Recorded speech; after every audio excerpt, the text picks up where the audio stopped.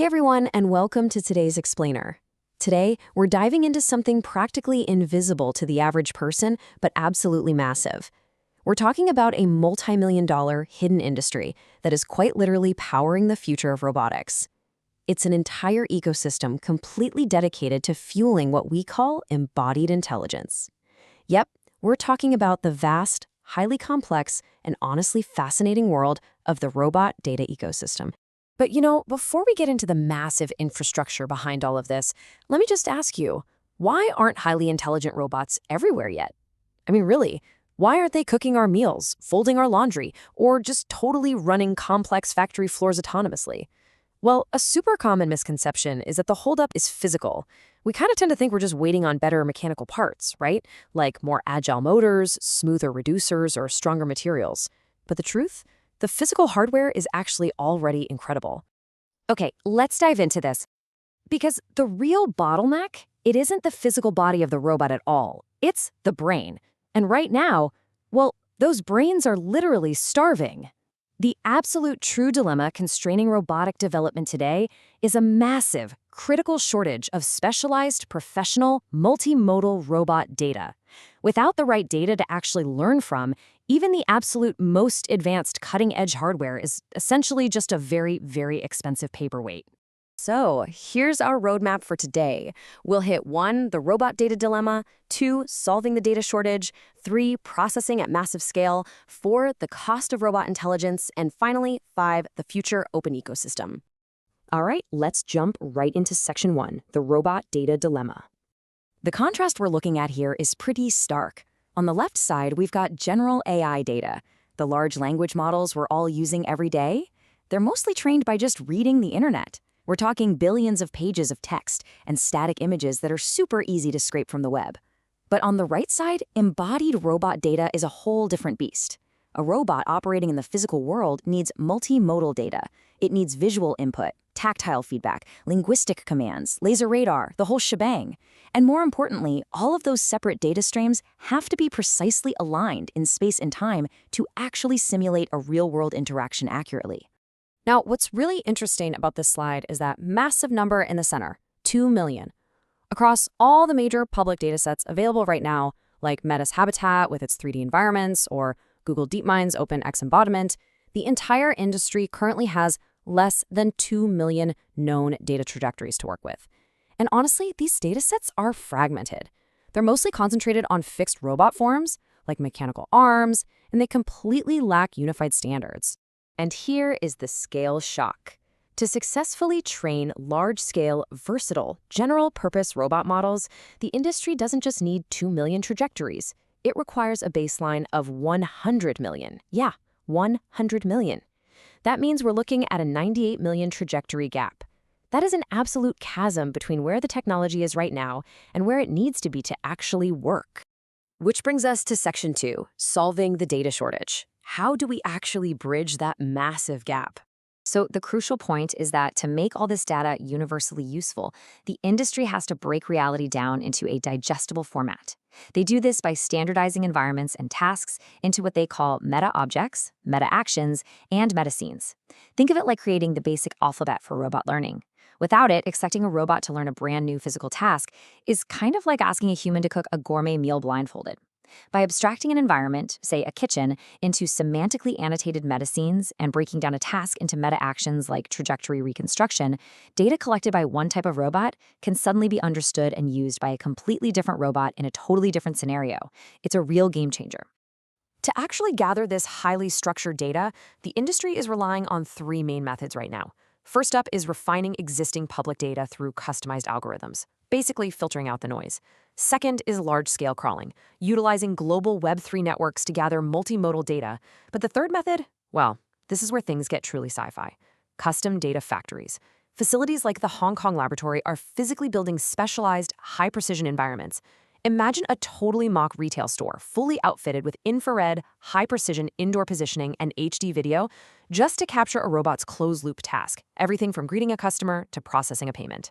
They're literally manufacturing experiences for robots to learn from. Let's move on to section 3, processing at massive scale. Once we have the data, how do we wrangle it? And this brilliantly illustrates the closed-loop system, the vital life cycle that transforms those raw, messy physical interactions into a polished robotic brain. We start at step 1 with collection. Then we move to step 2, where AI automatically cleans and annotates that data.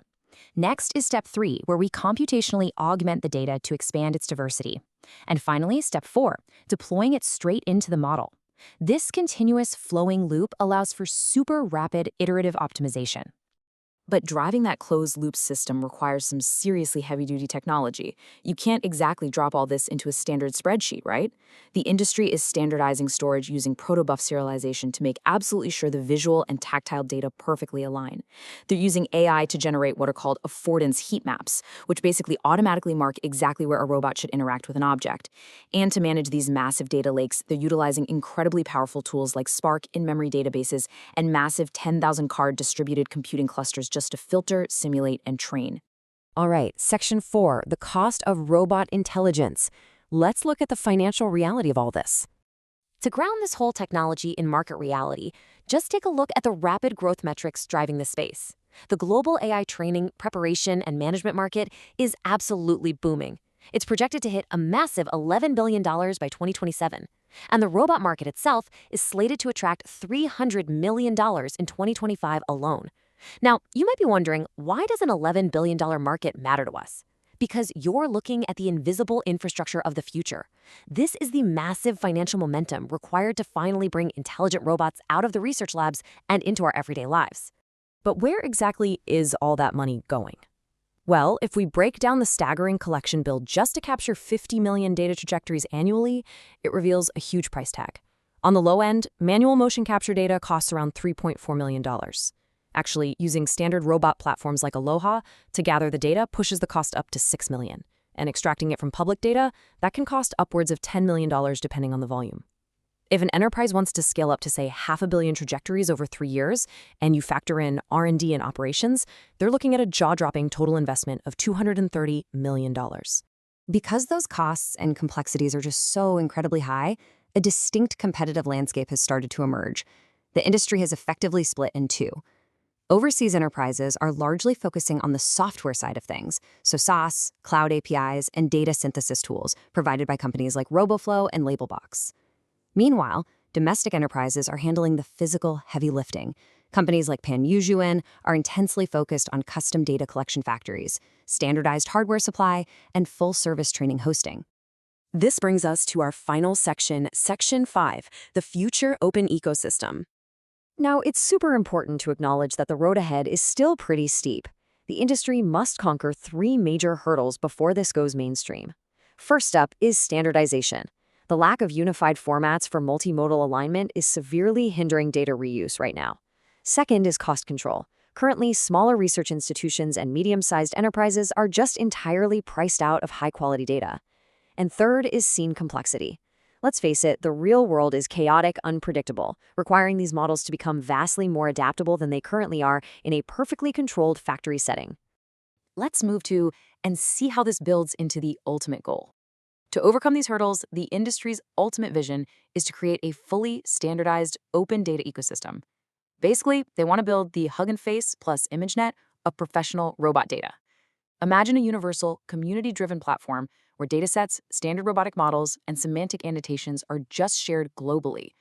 By collaborating like that, the entire robotics community can reduce redundant investments, drive those massive costs down, and rapidly accelerate the arrival of true embodied intelligence. Which leaves us with this final thought to chew on.